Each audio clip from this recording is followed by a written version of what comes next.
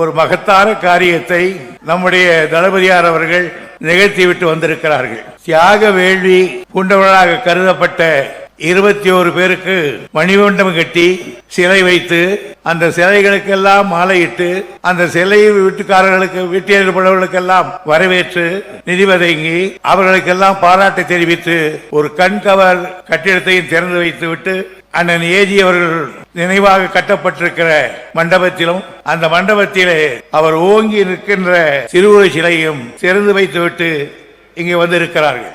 அண்ணன் ஏஜியை பற்றி இந்த மாவட்டத்தில் அதிகம் சொல்ல தேவையில்லை. தமிழ்நாட்டு அரசியல் வட்டாரத்தில் ஏஜி என்ற 2 எழுத்துக்கு தனி மரியாதை உண்டு. அரசியலில் கரைபடாத கரம், மாசற்ற மனம், எவரிடத்திலும் மரியாதை காட்டுகின்ற பண்பு, கழக கொள்கையில் பற்று, அண்ணாவிடத்தில் பக்தி, கலைஞரிடத்தில் நம்பிக்கை, கழகத்தோழரிடத்தில் தோழமை, மக்களிடத்திலே பாசம், எந்த பொறுப்பை கொடுத்தாலும் அப்பொறுப்பை செம்மையாக நடத்தி காட்டுகிற வல்லமை, இப்படி பல குணங்களை கொண்டவர்தான் அண்ணன் ஏ கோவிந்தசாமி அவர்கள். உழைப்பாளர் கட்சியிலே உதயமாகி அண்ணாவின் பரிசத்தால் கழகத்துக்கு கிடைத்திருக்கின்ற அற்புத மனிதர் அவர். அண்ணாவால் அன்று, அதனால்தான் அன்று அண்ணா அவர்கள் மற்ற கழக தலைவர்களும் சிறையில் இருந்த பொழுது இயக்கத்தை நடத்துகிற பெரும் பொறுப்பை அண்ணா ஏஜி இடத்தில் ஒப்படைத்தார். அவரிடம் நான் நெருங்கி பழகி இருக்கிறேன். அவரை எனக்கு ஒரு ஞானோபதேசத்தை செய்தார். ஒரு முறை கடலூரில் நான் ஒரு கூட்டம் பேசிவிட்டு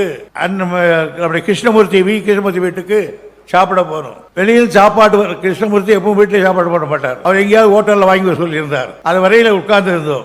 அப்பொழுது என்னை தனியாக அழைத்து கொல்லைப்புறத்துக்கு போனார். அப்ப சொன்னார் ஏஜி அவர்கள், துரைமுருகன், நீ நன்றாக பேசுகிறாய், வக்கீலுக்கு படித்திருக்கிறாய், கலைஞரிடத்திலே மிக நட்பாக இருக்கிறாய், மரியாதையோடு இருக்கிறாய். எனக்கு தெரிந்த வரையில் கலைஞர் அவர்கள் உன் மீது அதிக அன்பு வைத்திருக்கிறார். நான் ஒன்று சொல்லுகிறேன், அவரிடத்தில் யாரு மாசற்ற அன்பு வைக்கிறார்களோ அவரை கடைசி வரையில் காப்பாற்றுவார். எனவே எந்த சலனத்துக்கு ஆட்படாமல் நான் சொல்லுகிறேன், இன்றைக்கு கடைசி வரையில் நீர் அந்த தலைவருக்கும் அந்த குடும்பத்துக்கும் கட்டுப்பட்டவனாக இருக்க வேண்டும் என்று எனக்கு ஒரு ஞானோபதேசம் செய்தார். இன்றைய வரையில் அது எனக்கு ஞான பாடமாக அமைந்து விட்டது. அப்படிப்பட்டவர் கடைசியாக உடல்நலமத்து இருந்த நேரத்தில் அடிக்கடி சென்று பார்த்தோம். தலைவர் அவர்களோடு ஒரு நாள் கடைசியாக போகிற பொழுது அவர் இருக்கின்ற தருவாய். அப்பொழுது கலைஞரத்தை மெதுவாக சொன்னார், கலைஞர், நான் இனிமேல் பிழைக்க மாட்டேன். என் சமுதாயத்திற்கு நீங்கள் தான் காவலராக எனக்கு பிறகு அமைச்சரவையில் என் சமுதாயத்தை சார்ந்தவர்களை நியமிக்கும் போது ஒரு பேரை சொன்னார், அவனை மட்டும் நீ மந்திரி ஆக்கிடாதீங்க, பின்னாளில் அவன் உனக்கு கேடு விளைவிப்பான் என்று சொன்னார். ஏஜியினுடைய எல்லா பேச்சையும் கேட்டவர் கலைஞர். அதை கேட்காமல் விட்டதால் பெருந்தொல்லையை அவன் கொடுத்தே விட்டார் தலைவருக்கு. ஆனாலும் அவற்றை எல்லாம் செய்து கொண்டார். ஏஜி அவர்கள் சமுதாயத்தை வைத்து பிழைக்க தெரியாதவர், பிறரை கெடுக்க தெரியாதவர். ஏழையாகவே பிறந்து ஏழையாகவே வாழ்ந்து ஏழை அமைச்சராகவே இறந்து போனவர். அதனால் தான் இன்றும் மொழியூரில் விக்கிரவாண்டி பகுதிகளில் அவருக்குள்ள மரியாதையை நான் பார்த்து இருக்கிறேன். இந்த முறையெல்லாம் சென்ற முறை விக்கிரவாண்டி தேர்தலுக்கு நான் பேச்சு கொண்டு வந்தேன். ஒரு ஊரில் நானும் ஜெகத்ராட்சிக்கும் பொன்முடியும் போனோம். அந்த ஊரில் கூட்டம் நடக்குது, ஒரு கலடாசம் நடந்து கொண்டது. இறங்கி என்னவென்று கேட்டேன். அந்த ஊரில் இருக்கிறவெல்லாம் ஒன்றாக சேர்ந்து கொண்டு சொன்னார்கள், இந்த ரோடு ஏஜி போட்டது, இந்த தண்ணி எங்களுக்கு குடிக்கிறதுக்கு அவர் போட்டது, இந்த பள்ளிக்கூடம் அவர் கட்டினது, இந்த பார்க் அவர் வைத்தது, எல்லாம் செய்து கொடுத்தவர் எங்களுக்கு ஏஜி.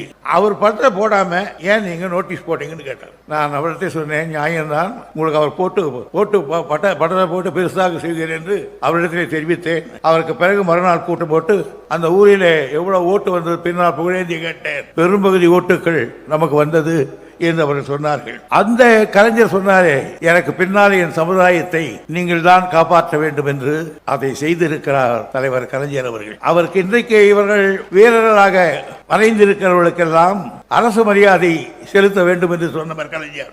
அந்த குடும்பத்துக்கு 3 லட்சம் ரூபாயை கொடுத்தவர் அவர், அவர்களுக்கு பென்ஷன் கொடுத்தவர் அவர். அதற்கு எந்த பாயிண்ட்டுக்காக அவர்கள் சண்டை போட்டு மடிந்தார்களோ, சட்டநாதன் கமிஷன் போட்டு அந்த 20% ஒரு காலத்திலே நாம் பிசியில் இருந்தோம், நம்மை எம்பிசி ஆக மாற்றியவர் கலைஞர் அவர்கள் தான். 2-3 பேர்கள் IAS ஆபீசர்களாக அமர்ந்து இருக்கிறார்கள். அந்த குடும்பத்துக்கு என்ன தேவையோ அதை கலைஞர் செய்தவர். அவருக்கு பிறகு அந்த அம்மையாரை MLA வாக்கி காட்டினார். அதற்கு பிறகு தம்பி சம்பத்தி ஆர் காட்டினார். ஆனால் இன்றைக்கு எங்க இருந்தாலும் ஏஜி மகன் தானே, அது மாற்ற முடியாது அல்லவா, எந்த கட்சிக்கு போனாலும். ஆகையினால் அந்த செய்து காட்டியிருக்கவர். அது மட்டுமல்ல, எந்தெந்த சமயத்தில் எதை செய்ய வேண்டுமோ இந்த சமுதாயத்துக்கு செய்தவர். ஒரு டிஜிபி ஒரு வன்னியரை கொண்டு வந்து உட்கார வைத்தவர். 120 வருஷங்கள் ஆன பல்கலைக்கழகத்துக்கு பொற்கோவை கொண்டு உட்கார வைத்தவர். அவருடைய வந்து கேபினெட்லேயே ஃபர்ஸ்ட் வைத்தியலிங்கத்தை கொண்டு வந்து உட்கார வைத்தவர். ஆகையினாலே அவரை பொறுத்தவரையில் எந்தெந்த நேரத்தில் செய்ய வேண்டுமோ அதை செய்கிறவர்கள். அந்த சமுதாயம் மட்டுமல்ல, இதே போல் பிற்படுத்தப்பட்ட சமுதாயம் இருக்கிறது தென்புலத்திலே. அவைகளையும் நடத்துகின்ற பெருமை கலைஞர் கொண்டு அந்த கலைஞருடைய வழியில் தப்பாமல் அடி எடுத்து வைக்கின்ற தளபதி அவர்கள் அதே அப்பனுக்கு தப்பாமல் அதே அப்பாவுடைய வார்த்தையை காப்பாற்றுவதை போல் இன்றைக்கு இந்த வன்னிய பெருமக்களுடைய பெருமையை நிலைநாட்டுகிற வரையில் செய்து காட்டியிருக்கிறார். தலைவர் அவர்களே, நான் அதிகமாக இந்த கூட்டங்களில் கலந்து கொண்டவன் அல்ல. ஆனால் ஒன்று சொல்லுகிறேன், நீங்கள் உங்கள் தந்தையும் நீங்களும் ஆற்றியிருக்கிற தொண்டுக்கு இந்த சமுதாயம் என்றைக்கும் சத்தியவானாக நியாயவானாக தரந்து கொள்ள வேண்டும். அது இல்லாவிட்டால் அவர் மனிதனாகவே இருக்க முடியாது. இதைவிட வேறு எவரும் செய்துவிட முடியாது.